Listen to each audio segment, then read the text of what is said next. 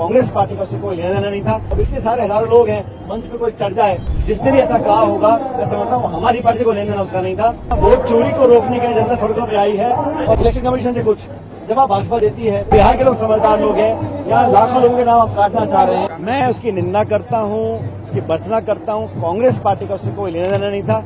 यात्रा निकल चुकी थी। अब इतने सारे हजारों लोग हैं, मंच पे कोई चढ़ जाए और अपशब्द भाषा का उपयोग करे, उसको मैं कतई सही नहीं मानता हूँ।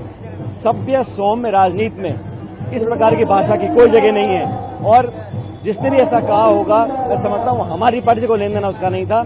यात्रा निकल जाए और बाद में मंच पे कोई चढ़ जाए और बोल दे, जिसने भी कहा गलत कहा, नहीं कहना चाहिए।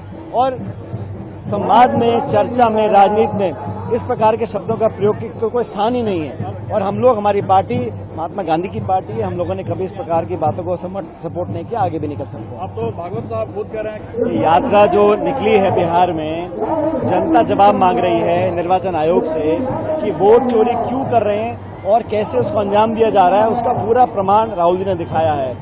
अभी कोई जवाब इलेक्शन कमीशन के पास नहीं है और हमें लगता है कि ये जो यात्रा जनता के साथ जुड़ने की यात्रा है। बिहार के लोग बदलाव चाह रहे हैं, लेकिन यहाँ वोट चोरी को रोकने के लिए जनता सड़कों पे आई है और राहुल जी ने जो बीड़ा उठाया है कि पारदर्शी, ईमानदारी तरीके से चुनाव होना चाहिए, उसको हम हासिल करके रहेंगे। सवाल ये है कि हम पूछते हैं इलेक्शन कमीशन से कुछ, जवाब भाजपा देती है और सीसीटीवी फुटेज जो कैमरा की है उसको नष्ट करने का मन क्यों मना इलेक्शन कमीशन ने?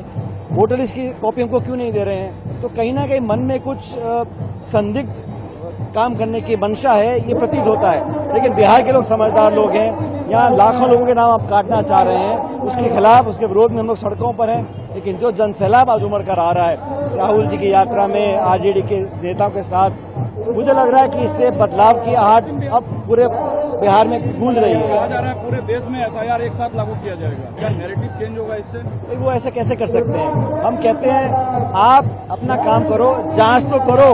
जो प्रमाण राहुल जी ने दिए हैं कर्नाटक के अंदर, उसकी जांच नहीं करना चाहते हैं। आप हलफनामा मांग रहे हैं, हम कमियां निकाल रहे हैं, गलतियां बता रहे हैं प्रमाण के साथ, उसको मानने से आप इनकार करते हैं। और बिहार के अंदर मैं समझता हूं जो आज एंटी इनकम्बेंसी है, वो बदलाव चाह रहे हैं। भाजपा की और नीतीश जी की सरकार है, 20 साल से यहाँ पर लगातार वो सत्ता में है, लेकिन अब बदलाव की आहट हर घर में दिखाई दे रही है।